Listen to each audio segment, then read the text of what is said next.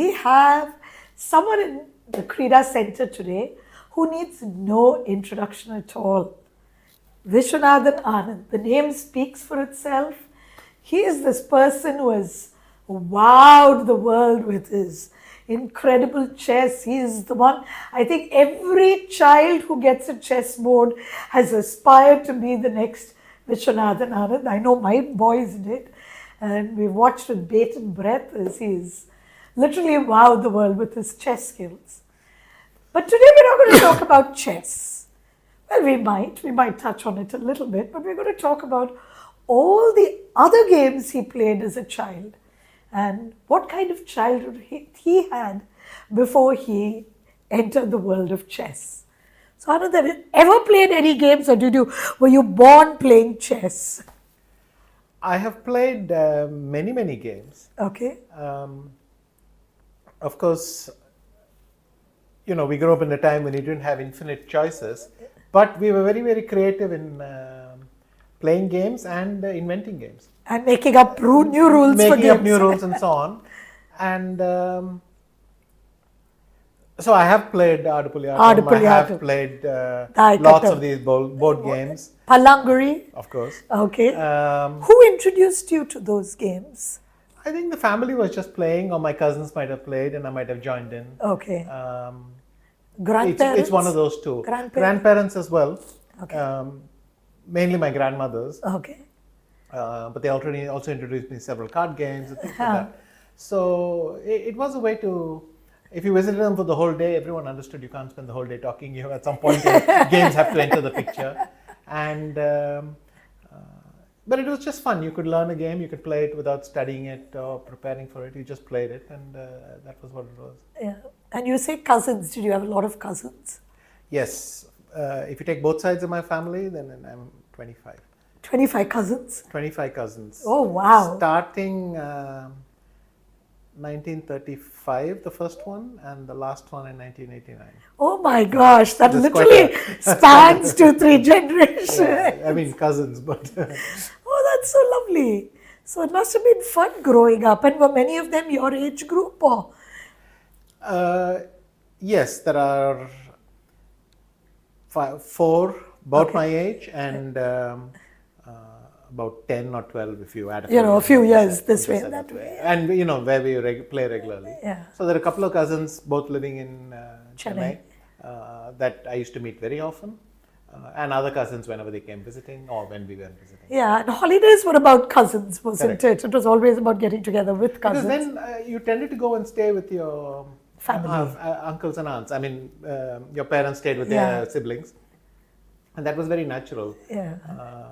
Probably you remember this as well, that if my parents had attempted to stay at a guest house or a hotel, it was a family offense. Yeah, absolutely. So it was a different time. This actually was part of the package. Yeah, you did stay, and you were expected to stay, and you were expected to, I know what you mean. And so were you, how do I put it? Were you attracted to any special type of game? What were your favorite games growing up? I mean, were more indoor, outdoor? There was a mixture. So my father was in the railways, which meant the outdoor games were everything you could play in the club. Yeah. Because we had a badminton court, tennis court, swimming pool, a couple of TT tables knocking around. So that was the kind of thing you could play very often.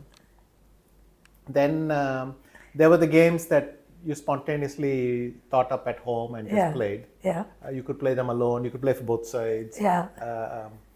It's just a way of keeping yourself busy. I think right now it's a time warp thing. You really have to explain to someone that you didn't have infinite possibilities available to you at all time. By the way, this was also the nature of how we watch TV, or if we had a TV even. Yeah, if at all. If at all. And or we were just getting it. So part and part, we straddled both worlds.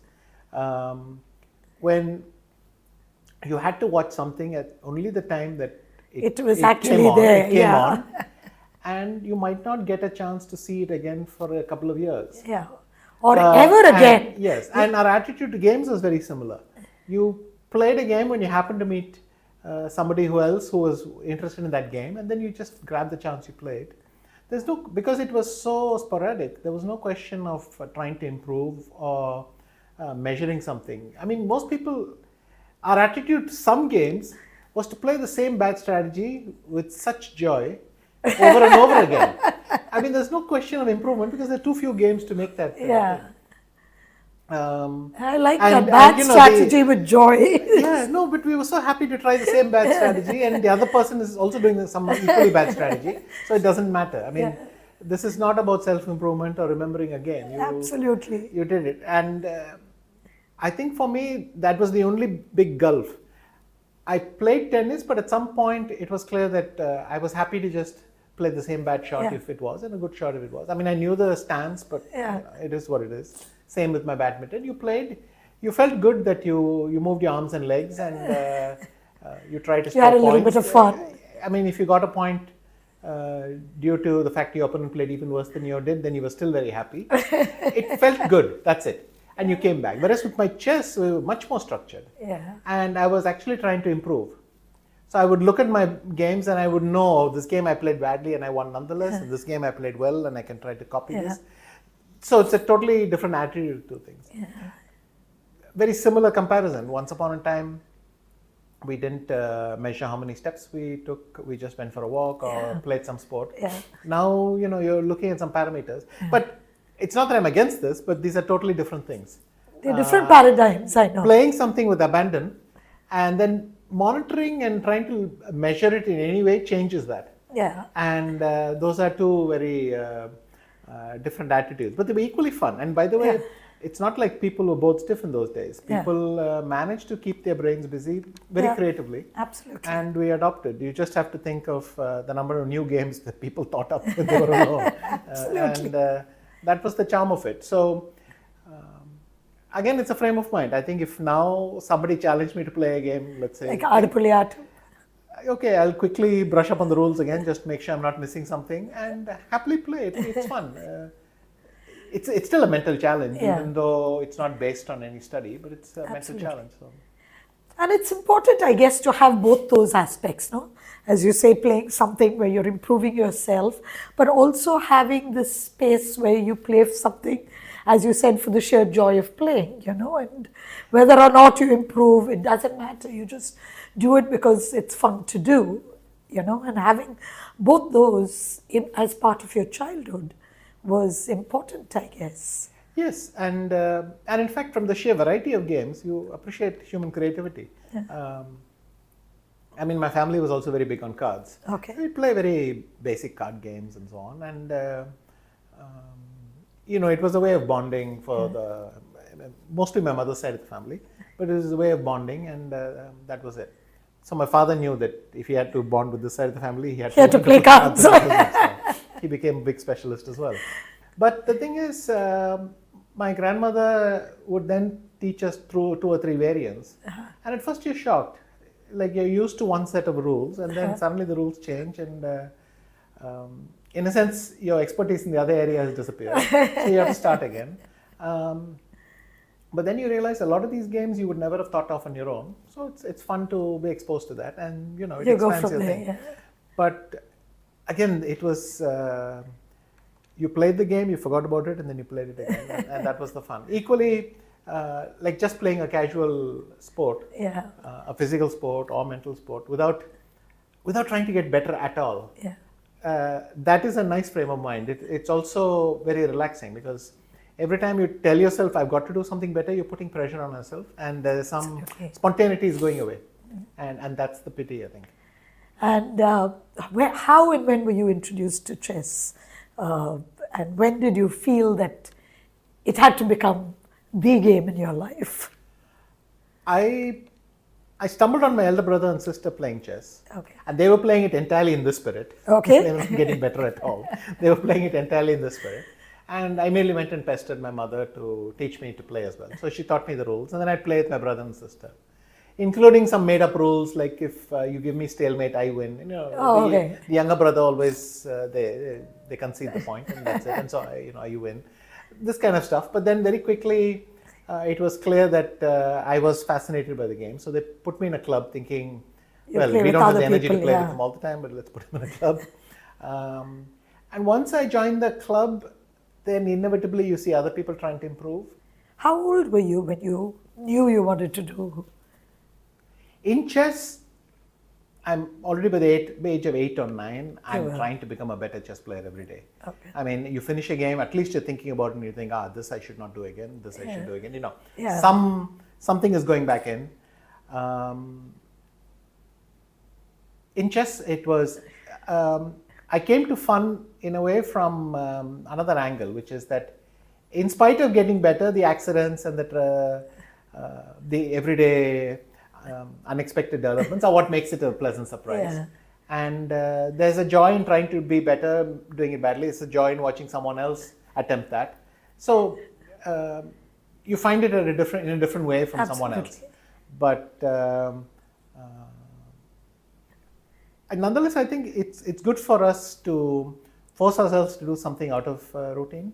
So playing a game you've forgotten for a long time and doing it once again, for a few minutes your brain is happy. Yeah. It's being challenged in different ways, Yeah. and that's nice. Yeah. We didn't really play. With my mother, it went on a bit longer. Even though I was a good club player and even a decent junior, we would play once in a while and so on. But even by the age of 13 or so, I stopped. You stopped playing. I lost one famous game with her where I pushed my luck too much. And I thought, that was kind of humbling in a way. Good. Because I was much stronger, but that I can still lose, I think was the thing. But even with her later on, we would only discuss the games I played. Yeah. So if you had to pick one memory of childhood, which always stands out, playing games with, it could be grandparents, family, cousins, anything, what would that one really special memory be? Mostly this thing of visiting your Cousins, uncles, aunts in other cities, and these were very nice. I mean, you went off to another city, you stayed at their places, and then they let you be with your cousins while they themselves spend time catching up. For them also, they're catching up, I guess, on their childhood. Yeah. And we would invent games, play it with each other, and you had company for a while. Yeah. And there's not a particular memory I can do, but literally we would go from, so the cousins in Chennai, we would visit at least once a week. In some other city, whenever you happen to be there, you'd catch up. And to this day, even though we grew up in other cities, we know each other very well because you play games together. Yeah. And on top of that, you see each other at weddings and ceremonies. And then, so with my cousins, at all the elder siblings' weddings, we had, basically my elder brother and sister and thing. We play hide and seek and this kind of stuff throughout the wedding. And, I mean, there's some stuff going on there, and then we're doing. You're doing your own thing here. Yeah, that's part of the fun of it. Nothing, that springs out. But that's what you remember. But they're happy memories. Yes. Always. Somehow they're very pleasant memories, and it felt like that time went very quickly. A kind of innocence, simpler times. Yes. It took, sometimes now when you're annoyed, I don't know, with the connectivity, you remind yourself, once it took so little to make us happy, and now how complicated it is. When you get annoyed at airports when you don't have something to do for a few minutes, but you realize there's a kind of junkiness entering into it. You're becoming a junkie, and True that. you almost wish you could just sit quiet for 10 minutes. Do nothing. And do nothing. I mean, there's this famous thing, it must have been some Amar Chitrakatha, I read it, and there's a sage sitting under a tree, and some man comes to him and says, what are you doing? And he doesn't reply and says, you're doing nothing all day, why do people respect you? And he doesn't do anything. It's so easy what you're doing. Then at some point this sage says, why don't you just sit down quietly? So he sits down quietly. After 10 minutes, he can't take it anymore. He gets up and says, and he says, but you couldn't do it for 10 minutes. Why did you accuse me that it's so easy? It's that sort of thing. If I missed anything, it's that once upon a time we could be, without having a lot of options, we could nonetheless be happy. be happy in our own company. Yes. I think those of us who have straddled both worlds realize that something very fundamental has changed. Anyway, thank you so much for being here, sharing something very different about your childhood and games beyond chess. And look forward to catching up again soon. Sure, pleasure. Thank That you. was nice bit of nostalgia. Kind of go back in time. Sure. Time machine. Thanks so much, Anand. Thanks a lot.